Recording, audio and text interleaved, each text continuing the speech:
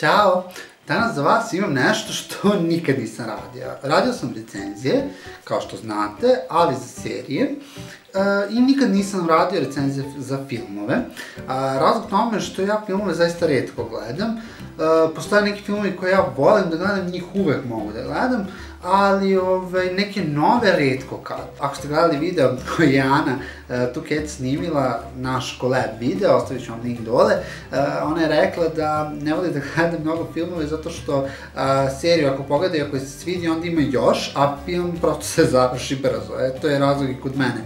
Ja uvek želim još, tako da kad se film završi za sat i po, 2, 3, dalje nema. Seriju uvek možete da gledate.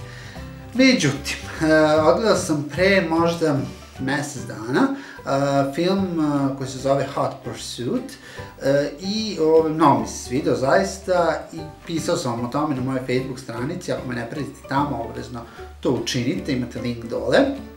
I pisao sam, kao što rekao, o toj seriji, serije, pisao sam o tom filmu i napisao sam da je super i preporučio sam da ga pogledate i neki od vas su mi pisali komentare da snimim recenziju za to i ja sam to odlučio da vam snimim. Hot Pursuit je američka komedija koju je režirala Anne Fletcher.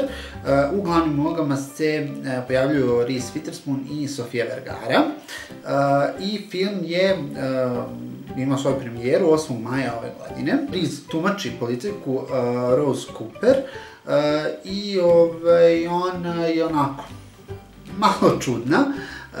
Zatresla sam kameru, izvinjam se zbog toga ako ste to primetili. Dakle, ona tumači policajku Rose Cooper, čudna je jako i dobija zadatak da ode i pokupi zaštićenog svedoka i njegovu ženu. Naravno, žena je, kao što pretpostavljate, Sofia Vergara. Sofia tumači ulogu, bože kako se ona zove, Daniela Riva, našao sam.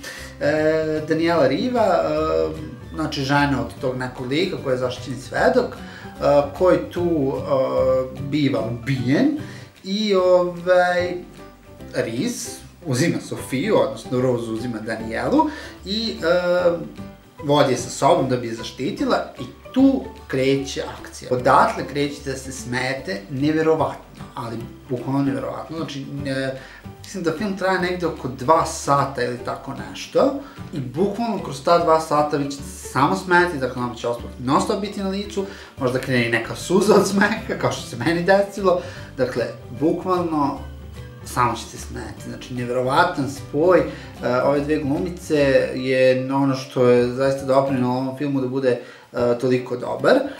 Što se tiče nekih rejtinga kako sam mogao da vidim, nije imao neke dobre kritike pozitivne, što je generalno i normalno. Ja smatram da ti neki kritičari koji postoje su negde uvek tu da neke tako komedije koje služe da se ljudi opuste tako iskritikuju kao ono se nešto ne valja, a recimo filmove, tako neke drame, ozbiljne, ne znam šta, to onako dižu nebesa. Ja smatram da ovakve komedije služe zaista tome da se čovjek opusti i da se onako dobro ismeje sa društvom, bez društva, verujte mi da ćete se dobro provesti ta neka sat i po 2.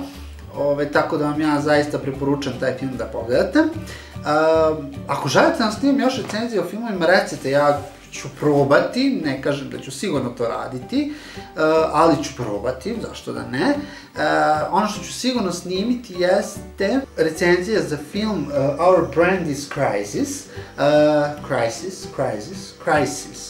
Our Brand is Crisis. U kojem glavnu ulogu tumači Sandra Bullock, koju ja mnogo volim. Tako da ću vam sigurno snimiti recenziju za taj film. Tako da, eto, ako vam se svidao ovaj video i ako vam se svidala ova recenzija za film i ako želite da radim još recenzija, obavezno ga lajkujte, pretplatite se na moj kanal i ako budete gledali film ili ako ste ga već gledali, pišite mi dole u komentarima kako se vama svida. Ćao!